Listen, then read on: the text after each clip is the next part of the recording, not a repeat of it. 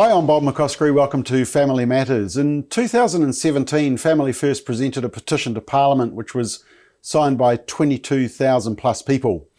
And the petition requested that an expert panel be appointed to investigate the public health effects and societal harms of pornography to both children and adults, and to make policy recommendations to Parliament. Now, the petition was also an opportunity for us to start a conversation in the public on this important issue, and we also took out some full-page newspaper ads. Labour MP Opito Williams-Sio received the petition on the steps of Parliament, although interestingly there were MPs present from other political parties, including National, New Zealand First, Māori Party and the Greens. And during the submission process to a select committee, the Ministry of Health in its submission acknowledged that, quote, the content of pornography has changed significantly over the last 20 years and has become more extreme, deviant and violent, and that, quote, violence towards women and girls is depicted in 80% of online content. This has a variety of harmful impacts on children and young people's sexual expectations, attitudes and behaviour, end quote. Sadly, nothing came of that petition or that discussion, but the problem of porn and the harms of porn continue, and the concerns of parents also continue. The good news is that there's a new program which is looking to educate both young people but also parents and church leaders as to the harms of pornography and our response. And Brett Harvey is the founder of Taima Korero Charitable Trust. It aims to lead effective conversations about pornography and provide support, tools and resources for whanau speaking to mitigate the harmful effects of porn. And Brett is my guest on Family Matters. Brett, welcome to the program. Thank you. Thank you for the opportunity to be here. I really appreciate it. Hey, Brett, how did you come to be working in this space? Yeah, it's a question I often get asked when I'm, standing in front of people. And it's probably, there's two parts to that. And I'm going to jump straight in for being the first part of that is my personal story. And I'll just give, your viewers just a quick overview of how that looked. So I was 12 years old. I was at a year 8 intermediate school in Auckland. And I was sitting outside a classroom one day, eating my lunch, and my mate turned up and proceeded to show me some pornographic content. And while I was brought up in a Christian home and what I would call a good moral home, while I knew what I was looking at wasn't good, my body was completely telling me otherwise. I had these sensations run through my body, and I'm going to say it was good. I was like, whoa, this is amazing. And unfortunately, from that experience, as I moved into my teens, I sought out more and more content. And of course, this is pre-internet days, of course. We're talking magazines in those days. And I believe I, as a teenager, became quite addicted to it, and became an issue. The guilt and the shame that sat on me at that time. I believe I became quite inward. I didn't tell anyone. I thought I'd be in so much trouble if anyone knew. I took that issue into my marriage, and very quickly we learned, as a young married couple, that pornography wasn't going to be a part of that. And I proceeded down a journey of giving it up. And it was not easy. It was probably the hardest thing that I had done in my life. And through a huge amount of boundaries were put in place. Internet was coming out at that time. So I removed myself from devices and accountability, and to a point where obviously I'm free from it. But that led me down a journey of, I do not want any other children or young people to experience that journey. So it's sort of, I'll jump in here. My father, Kerry, he was involved years ago with, he worked with an organisation called Focus on the Family, probably well. And they brought a program in from Victoria, Australia, Alan Meyer, called The Deviant Man. Yeah. And that program went through many church based, sectors, and it was actually really successful. But during that time, with my conversations with Dad and the effects, that porn was having on adults, I started just looking. Well, hold on a minute. It is a moral choice for adults. What is happening with our young people? At that time, unrestricted access to internet pornography was available, and we were getting reports of really young people viewing it. And it really concerned me. I was in business at the time, and I found myself throwing more and more of my time and effort into doing this research, talked to other people in this arena who was working in it, and started focusing on the kids. So that's sort of how I got to being in the space now, where I now go around and equipping parents. So that's a very quick overview, Bob, of how I've got to be sitting here talking to you. Yeah.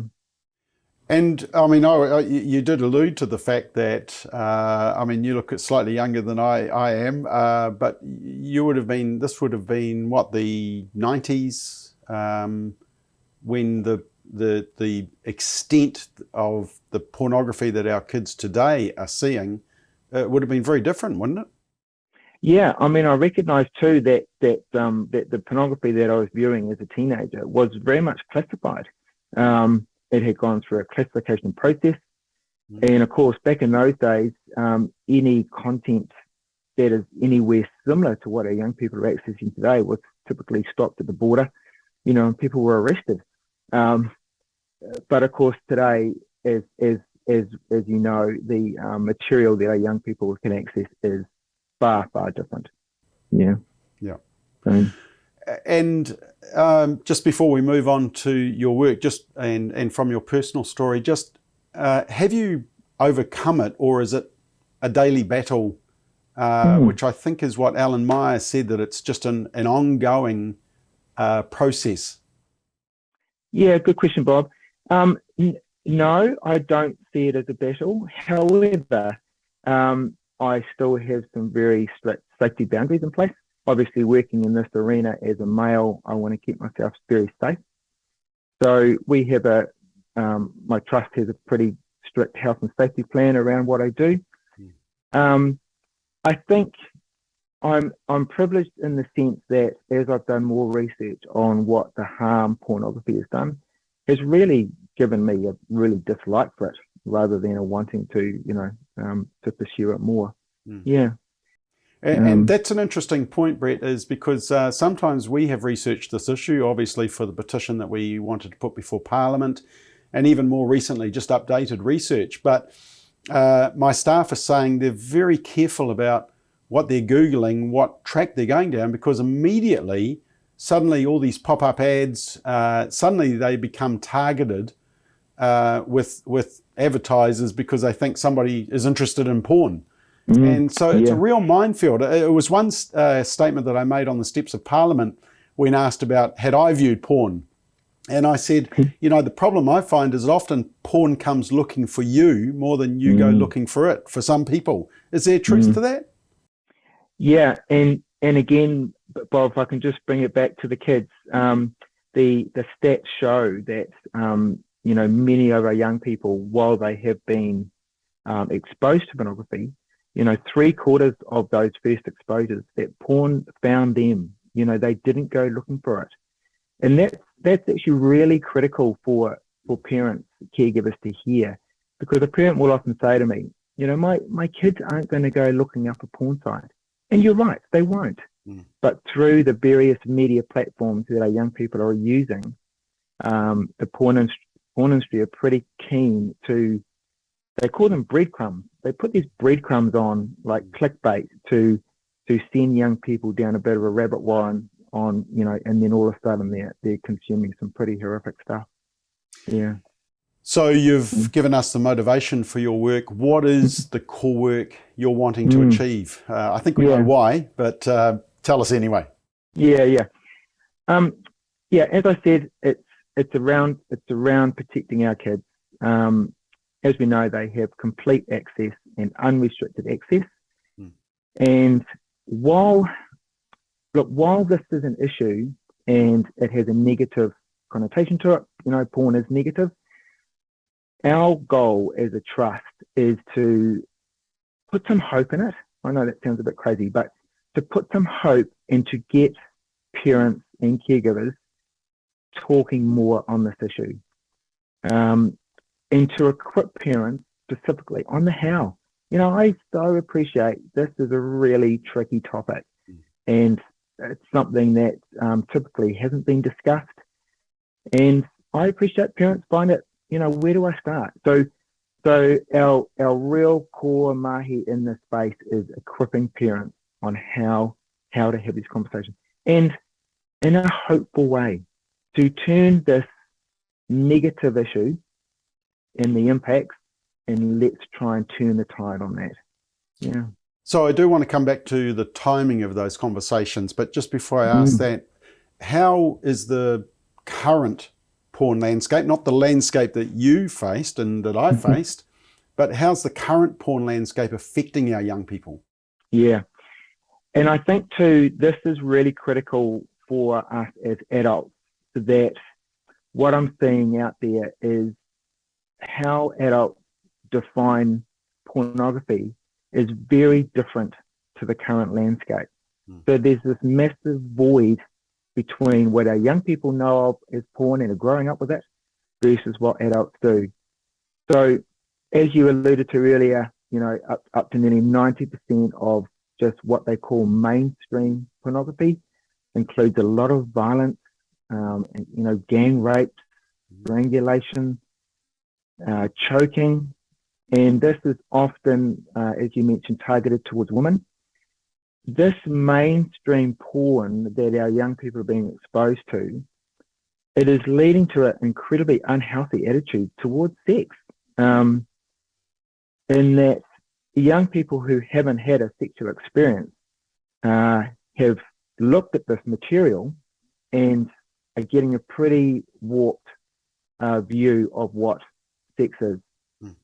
So that is probably one of the key ones. And I just want to take a level lower than that. Why? Why are we concerned about this? Look, I believe that most parents want their young people to grow up and go into a long-term relationship and have a healthy sexual relationship in that space. I think we all want that. So currently our young people are looking to pornography as a learning tool, and as you can appreciate, it's not a great teacher. And so they're getting these ideas of what this looks like, and they're taking those online experiences into their sexual relationship, and is doing some damage. I think for most parents, there's probably two key issues. The first is, what do they say, and how deep do they go into it? And secondly, at what age? Because you're not wanting to pollute your child's mind, but you're also got to be aware that they may be coming across this stuff. So how does a parent sort of make that judgment of how much to talk about? Do they take the lead from the child? Yeah, and I also do want to encourage parents at this area is, parents know their kids the best. No one is as close to their kids as a parent is. So the timing can be quite different for each child. And, parents will often say, when they have multiple kids, they're amazed at the difference between each child. So listen to that. I really encourage listen to that. But can I mention, all kids are curious. And if we can think back as adults when our curiosity was around sexual issues and what does genitalia look like, we reached for the likes of the encyclopedia on the shelf, and that gave us a pretty good explanation of what we're wanting to know. As you can appreciate today, Google's fantastic, and our young people look to Google for these answers. Yeah. And unfortunately, the porn industry is waiting and pounce on those searches pretty quickly, and of course our kids then we come back to this warped view of what's going on. So in terms of age, your kids, if your young person is using a internet-based device, it's probably a good time to start thinking about how. We do have great resources available that can help you with that, so we don't throw parents in the deep end. It's critical to start now. Sooner is safer. If you can take that away, parents, sooner is safer. So, for example, you go into schools and do presentations, which is really important. But I could imagine some parents saying, well, hang on, I don't want anybody coming in and talking to my child about this issue. How far are they going to take it? Won't this make kids more curious? What's your message to parents who may be concerned that you want to come in and just speak to a school setting? Yeah, just to clarify, I don't go and talk to primary or intermediate school children. No, I'm only doing high school age. But again, with the, are they going to be curious? I still come back to the conversations. If parents can be brave enough and pick the ball up in this space and have these conversations, the better it is. So when, not if, when the kids are exposed to something, they are going to be equipped on how to deal with it, rather than the ambulance at the bottom of the cliff scenario. Yeah, that's the key to have these conversations, and it's not a one time. And from your interaction with families, are young people talking with their parents? Some are. It is still seen in today's, today in history. Let's look at our current society.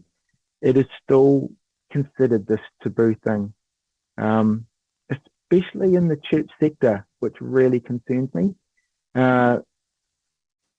Young people, when I deal with youth, and I often go and talk with youth groups and stuff, the youth want to talk about it. They're growing up with this, and they, often they'll come up to me at the end and just say, thank you for talking. Thank you for saying about what it is. Finally, an adult is speaking about it. They want to chat. They are really concerned of what's going on. I recently met with some year 13 boys, and they are concerned at what their year 9 boys are viewing and wanting to take action now, because they are recognizing that this is not okay. Well, that was one interesting thing. You said you only go into high schools, but do we need to be talking to year 7 and 8, the 11, 12, 13-year-olds more? Yes, I think so. Look, I work with an organisation here in Canterbury called Stop Services, where their primary work is around sexual harm prevention. And we have been doing some pilot work with training educators. And if I can just touch on that, Bob, where our teachers are at the coalface in this space, and they're really challenged. We're a young person, and we're talking year 7 and 8.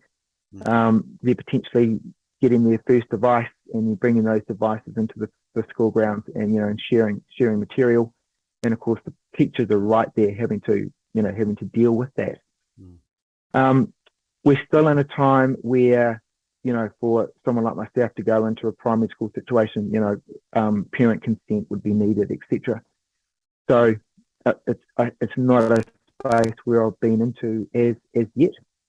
However, as I hear stories of young people, the first exposures are typically in that year 7 and 8 space. So parents, we as parents need to bridge that space, because society isn't. We haven't learnt yet that this is an issue. But this is obviously the critical time where parents need to step in. Yeah. So your message to parents is that they need to get in earlier, be the first voice, get in before the device gets in. And so you're talking about, year 6, year 5. So we're talking about 9, 10, 11-year-olds. So, would that be a fair summation? Yeah, absolutely, bang on. You as a family, you can create a really safe environment for to have these conversations, rather than their peers. Parents, if we don't teach our young people around this stuff, the porn industry will. and they're right there waiting and wanting to. So, we can create a room of safety, that it's a safe environment, and encourage our kids that if they're exposed to something, that they won't be in trouble. That you can come and talk to us, and we can unpack this together and make it a really healthy conversation. So many kids think that they will be in trouble if they come and tell their mum and dad or what's going on, and so they don't. They stay quiet, and then the guilt and shame starts to kick in with that as well. So it seems like not only parents, but we need to equip leaders, teachers, social workers, church leaders, youth group leaders. The answer is we need to equip them. The question is how best. Yeah, that's a big part of what we're doing as a trust. So we're going into church space as well, where we're training youth leaders. Sometimes a young person doesn't want to go and talk to mum or dad, and they will sidle up to a youth leader. And again, some of our leaders don't have the languaging around how to deal with that. So it's really key part of what we're doing, and just to allow it to be and work in a safe environment also that can happen. And what policies, particularly churches, have got in place to allow it to happen safely, and to keep our young leaders safe as well. But yeah, we're breaking new ground here. This is the key. We're the first generation to having to deal with this. No other parent in history has had to deal with this issue that the young person has got a device. So we've seen parents are scared of it. Let's not. Let's turn this around. Let's embrace this, and tackle it. Yeah. So when you run a parenting evening, tell us, what does a typical parent evening, even a leadership course, look like? Yeah. So at a typical parent evening, whether it's a community event or a church-based event, I come in and typically I'll talk workshop type space for about an hour, and then we create enough space for really good Q&A session, which I like to have robustly and to get some honesty out there to just help those chats happen. So what I cover in those is, while the porn is negative, and I do touch on what the porn landscape is, just to make sure that parents are aware of that, we very much then focus on the hope. How can we, as parents, turn this on its head and look at the hope part of it, on having these conversations, making it a part of family, looking at their family values and building those conversations on those values.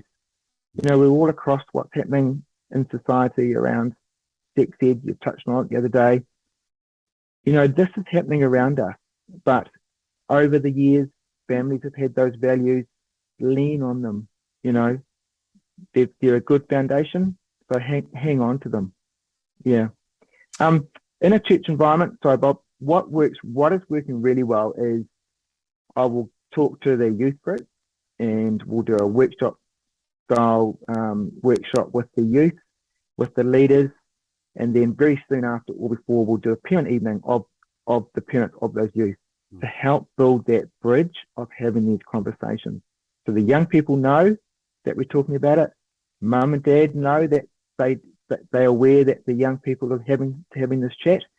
So it's opening up that bridge to bring them together to have those conversations. Yeah. And look, I say this in the nicest way possible, but are you finding that many parents and even many leaders are, or shall I say, naive to just how extreme the pornography is, and what we would have called hardcore pornography is almost mainstream for young people, especially on some of the social media platforms. I mean, is that a fair summation, that parents just simply aren't aware? It is, and that does concern us. Parents do need to educate themselves a bit more on what's going on. There's this pretty big void happening between our young people and adults on what is considered porn. I mentioned that earlier. And look, can I just touch on something, Bob, while we're just in the space, also that there's a term, arousal versus attraction, which something that we're really starting to see impact young people, particularly in the church sector, where they are exposed to some pretty horrific videos. But as a young person, their body is reacting to that also. So there's some arousal happening. They come away from that experience incredibly confused and guilt, because their body said this was good, but their brain said that was horrific, and it's not being addressed. And particularly in the church sector, this really concerns me that, you know, we really need to step in here and get those conversations open and reduce the guilt. Why don't you think the conversation is happening? Is it because we don't know what to say? We don't want to pollute our children's minds, even though maybe they already are polluted? I'm 52, and looking back over my 50 years being involved with various churches over that time, I've seen the damage of sexual issues, you know, and what it does to a church. And I think the fallout of that over the years is still sitting on the church, where it's this media risk, it's this business risk to talk about it. And are we going to open this hornet's nest, you know, if we start talking about it? Look, I can't encourage us enough as leaders. We're at a time in history where that needs to shift. We actually churches need to be leading in this space. We could turn this around. As churches, we could completely turn this around to a positive thing and to be seen as leading and helping our young people, because the internet and Google is not doing a good job on sexual education. Yeah. In fairness, there is a role for government to play, though, isn't there? I mean, some of the things we've been calling on is for, you know, internet filters, for even in public spaces, for Wi-Fi to have restrictions. Do you think the government can be helping more in this space? Oh, look, I would love to see any government jump in here and you know, put some more boundaries in place. I think as a society, I don't think we are yet at a place where it's recognised as an issue.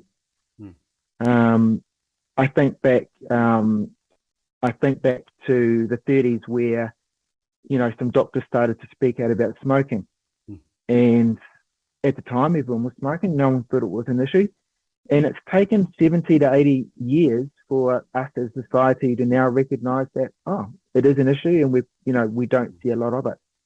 Unfortunately, Bob, I think pornography is going to take a similar journey, and look, I would love to see government step in here. I just don't think we're going to see it in the near future, which again is more so the critical that parents need to bridge the space now. And yet I would say that there's just as much evidence of the health harms to society of pornography as there is to smoking, but they just don't want to acknowledge that. Yeah.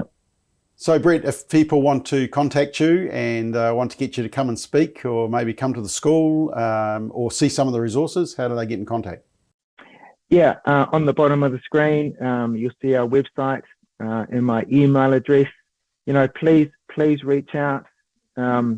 Our goal as a trust is to help you guys. We are here for you.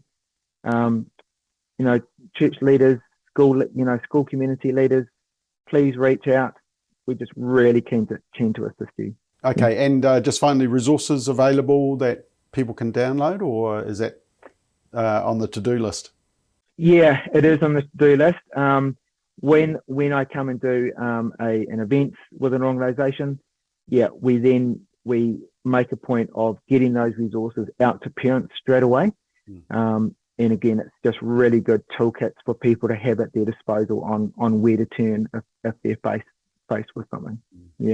Yeah, crucial issue, and your work is crucial, so well done. We wish you all the best, and hope you go from strength to strength, because there's certainly a massive need for it. So Brett, thanks for your time on Family Matters. Thank you, Bob. Really appreciate it.